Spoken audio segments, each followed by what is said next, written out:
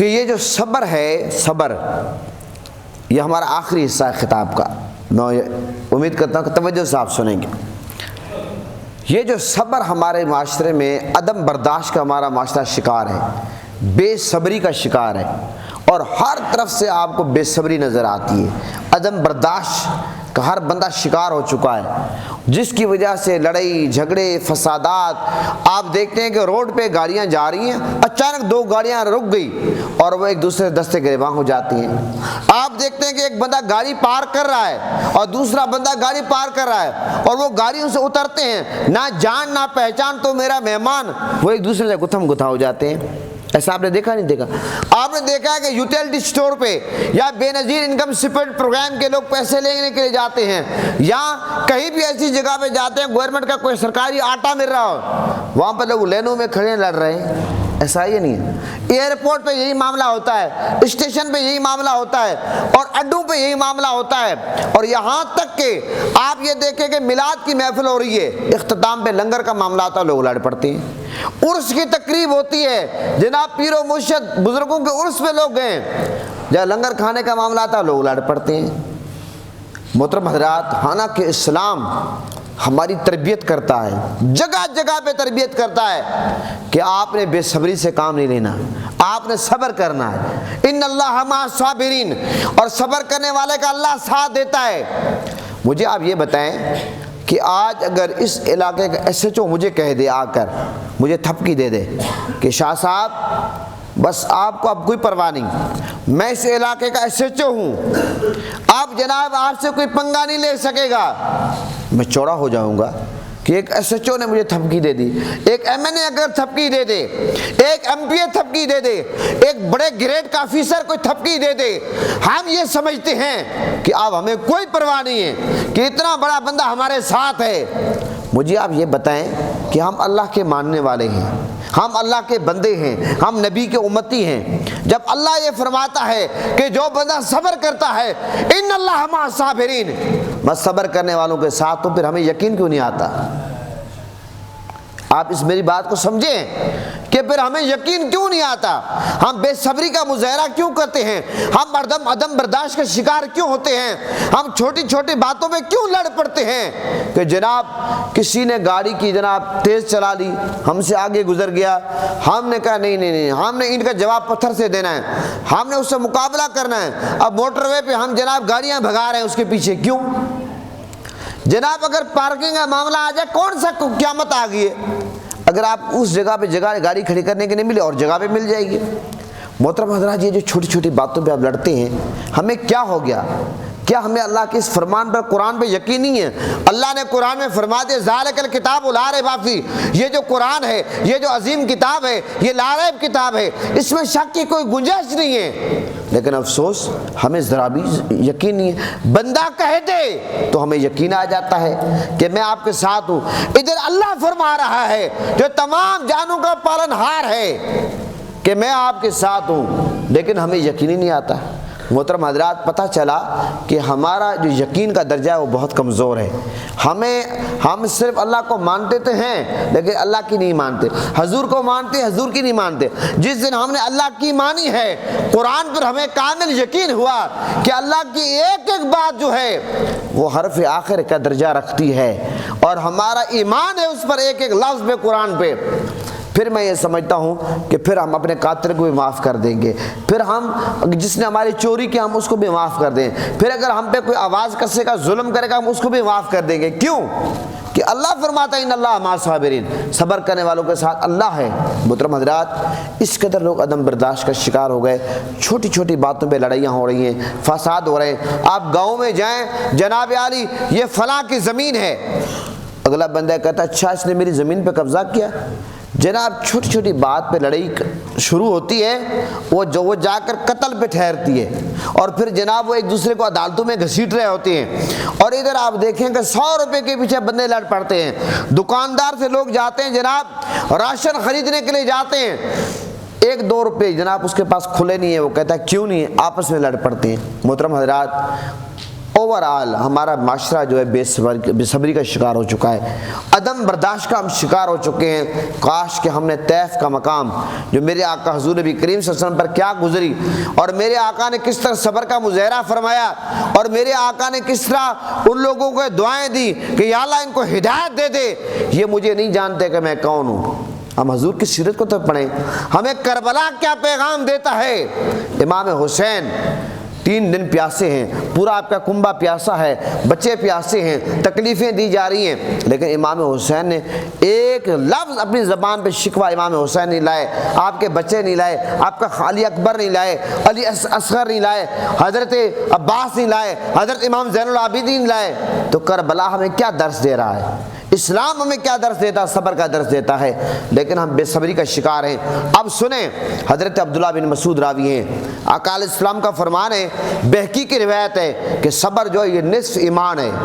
صبر کیا ہے؟ آج تک تو آپ نے یہ حدیث سنی ہوئی ہے کہ صفائی آدھا ایمان ہے، لیکن یاد رکھیں میرے آقا کا یہ فرمان ہے بہقی کے، اور یہ حضرت عبداللہ بن مسعود راوی ہیں کہ حضور نے فرمایا کہ صبر جو ہے، صبر یہ نصف ایمان ہے۔ حضرت عمر فرماتے ہیں، عمر کا یہ فرمان ہے کہ فرمایا کہ ہم نے اپنی بہترین زندگی صبر کے ساتھ پائی ہے۔ حضرت عمر فاروق رضی اللہ عنہ جیسے بہادر آدمی، دلیر آدمی، نڈر انسان یہ کہتا ہے کہ ہم نے بہترین زندگی پائی ہے کس کے ساتھ؟ صبر کے ساتھ پائی ہے، کیونکہ صبر والے انسان کی زندگی بہترین گزرتی ہے۔ اور مولا علی پتہ کیا فرماتے ہیں؟ قربان جو مولا علی پہ، مولا علی فرماتے ہیں کہ صبر کا جو ہے ایمان میں وہ مقام ہے، صبر کا ایمان میں وہ مقام ہے جو سر کا بدن میں ہے، جو سر کا بدن میں ہے۔ مجھے آپ یہ بتائیں کہ اگر سر نہ ہو بدن رہے گا؟ سر نہ ہو بدن کسی کام کا ہے نہیں۔ پتا چلا کہ پورے بدن میں سب جسم کے تمام اعضاء کی اہمیت ہے۔ اللہ نے جتنے بھی جسم کے ہمیں اعضاء دیے ہیں، ایک انگلی بھی اگر کٹ جائے اس کا نعم البدل ہمارے پاس نہیں ہے۔ جناب ایک بال بھی اگر اکھڑ جائے ہم وہ بھی اپنی طرف سے نہیں کر سکتے جو اللہ نے دیا اس طرح کا۔ تو ایک دانت اگر نکل جائے جو اللہ نے دانت دیا اس طرح کا دانت ہمارے پاس نہیں ہے۔ ہاں جناب ہم مصنوعی طور پر چیزیں لگاتے رہیں گے لیکن اس طرح کی چیزیں نہیں ملے گی۔ کل میرے ایک دوست کہہ رہے کہ میں نے دانت لگوائے، میں نے کہا کتنے کے؟ کہتا آج سے کچھ سال پہلے میں نے لگوائے 3 لاکھ روپیہ لگائے۔ تو آپ یہ دیکھیں کہ آج ہمارے یہ دانت ہمیں ان کی کوئی قدر نہیں ہے، ہمیں ان کی قدر نہیں ہے، لیکن جب ان دانتوں پر مصنوعی دانت ہم لگوائیں، لاکھوں روپے لگا دیں، پھر ہمیں پتہ چلتا ہے کہ دانت کی اہمیت کیا ہوتی ہے۔ محترم حضرات، اللہ تعالیٰ نے جتنے بھی ہمیں جسم کے اعضاء دیے، پورا کا پورا جسم اللہ کی نعمت ہے۔ اب مولا علی یہ فرماتے ہیں کہ صبر کو وہ ایمان میں وہ مقام حاصل ہے جو سر کو بدن میں حاصل ہے، بدن جو سر کے بغیر کچھ بھی نہیں، یاد رکھیں۔ اور اس طرح مولا علی ایک اور موقع پہ فرماتے ہیں کہ صبر ایک ایسی سواری ہے جو کبھی ٹھوکر نہیں کھاتی۔ جو بندہ صبر کے سواری پہ سوار ہو جائے، وہ جنگل میں ہو یا منگل میں ہو، وہ جی ٹی روڈ پہ ہو یا موٹر وے پہ ہو، وہ کچے روڈ پہ ہو یا پکے روڈ پہ ہو، وہ گاؤں میں ہو، وہ دیہات میں ہو، وہ شہر پہ ہو، وہ جناب آؤٹ کنٹری میں ہو، وہ دنیا کے جس کونے میں ہوگا، بطور مولا علی کے فرمان کے کہ جو بندہ صبر کی سواری پہ سوار ہو جاتا ہے، صبر ایک ایسی سواری ہے، مولا علی نے فرمایا کہ جو بندہ سواری پہ سوار ہو جائے وہ سواری کبھی ٹھوکر نہیں کھاتی۔ کبھی وہ آپ کو پتہ ہے جو سواری ٹھوکر کھاتی ہے، سوار اسے گر جاتا ہے، سوار کا بازو ٹوٹ جاتا ہے، اس کے سر پہ زخم آتے ہیں، اس کی ٹانگ ٹوٹ جاتی ہے، اس کو نقصان ہوتا ہے۔ لیکن صبر کی سواری پہ جو سوار ہو جائے، جب اس کو ٹھوکر نہیں لگے گی تو بندہ گرے گا کیوں؟ اب میری بات سمجھے، مولا علی کا یہ فرمان بظاہر آدھی لین ہے، لیکن مولا علی ہیں، دریا کو کوزے میں بند کرتے ہیں کہ صبر یہ وہ ایسی سواری ہے جو فرمایا کبھی ٹھوکر نہیں کھاتی۔ تو سواری پہ تو ہمیشہ سوار ہوتا ہے، سواری بغیر سوار کے تو نہیں ہوتی، سواری تو وہ ہوتی ہے جس پر سوار ہوتا ہے۔ آپ کو پتہ محترم حضرات، یہ ہے صبر کی اہمیت۔ آج ہم صبر کا دامن چھوڑ چکے ہیں، ہمیں خدا کا خوف کرنا چاہیے۔ حضرت شبلی علیہ رحمہ کے بارے میں آتا ہے کہ آپ کو جب پاگل خانے میں رکھا گیا، کچھ لوگ آپ کی ملاقات کے لیے آ گئے، تو حضرت شبلی سے پوچھا تم کون ہو؟ انہوں نے جواب دیا کہ ہم تمہارے دوست ہیں، ہم تمہارے دوست ہیں اور تمہاری زیارت کے لیے آئے۔ اس پر حضرت شبلی نے انہیں فرمایا کہ حضرت شبلی نے انہیں پتھر مارنے شروع کر دیے۔ وہ لوگ بھاگنے لگے۔ یہ حالات دیکھ کر شبلی نے کہا ارے جھوٹو، اگر تم میرے دوست ہوتے تو میرے آزمانے پر صبر کرتے۔ اب یہ دیکھیں، یہ آزمائش دیکھی، وہ بظاہر حضرت شبلی سے ملاقات کرنے گئے، اب شبلی نے اٹھا کر ان کو پتھر مارنا شروع کر دیے۔ جب وہ بھاگنے لگے، شبلی نے کہا کہ آپ مجھے کہتے ہو کہ آپ میرے دوست ہو، اگر آپ میرے دوست ہوتے، یہ جو میں نے آپ کو پتھر مارے آپ برداشت کرتے، آپ صبر کرتے، صبر کا دامن ہاتھ سے نہ چھوڑتے، بیٹھتے، آپ تو ذرا ایک سا پتھر لگا بھاگ پڑے ہو۔ پتہ چلا کہ ادھر ہم اس پیغام میں آپ دیکھیں کہ آج ہم کہتے ہیں کہ ہم اللہ کے بندے ہیں، ہم نبی کی امتی ہیں، ہم مومن ہیں، ہم مسلمان ہیں، ہم فلاں ہم فلاں ہیں، لیکن چھوٹی سی کوئی مصیبت آ جائے، بخار ہو جائے، ہم چیخیں مارنا شروع ہو جاتے ہیں۔ جناب کو جانی مالی نقصان ہو جائے، ہم چیخیں مارنا شروع کر، نہیں، جب اللہ کے بندے ہیں، جب پھر کوئی بھی مصیبت آئے پھر ہمیں برداشت سے کام لینا چاہیے، صبر سے کام لینا چاہیے۔ محترم حضرات، اسی طرح ایک خاص بات میں آپ کے سامنے رکھ کر اپنی بات رحمۃ اللہ علیہ کے بارے میں آتا ہے کہ آپ صبر کے متعلق گفتگو فرما رہے تھے، اسی دوران ایک بچھو آپ کی ٹانگ پہ چڑھ گیا، بچھو آپ کی ٹانگ پہ چڑھ گیا اور اس نے کئی ڈنگ مارے بچھو نے، لیکن حضرت سری سکتی رحمۃ اللہ علیہ نے اپنی ٹانگ کو حرکت نہیں دی۔ تو آپ سے کسی نے کہا حضرت یہ بچھو آپ کی ٹانگ پہ بیٹھا ہے، آپ نے اس کو ہٹایا ہی نہیں۔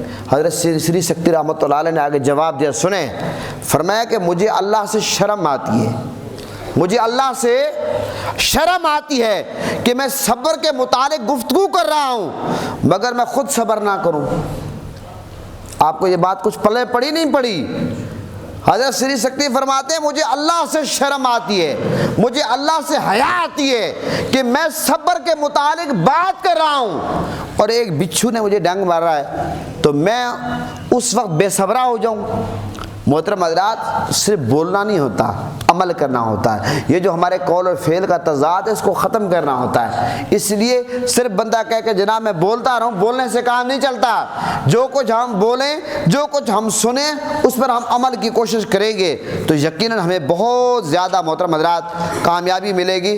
لہٰذا اس دور میں ہمیں کوشش کرنی چاہیے، ہر دور میں آپ کو پتہ ہے، آپ تمام احادیث کو پڑھ کر دیکھیں، سب سے زیادہ آزمائشیں، پریشانیاں، دکھ، مشکلات کا سامنا، دشمنوں کا سامنا انبیاء کو کرنا پڑا، جو اللہ کے نبی ہیں، جو اللہ کے پیارے ہیں، جو معصوم ہیں، جو گناہوں سے معصوم ہیں، پاک ہیں، لیکن ان کو سب سے زیادہ تکالیف کا سامنا کرنا پڑا۔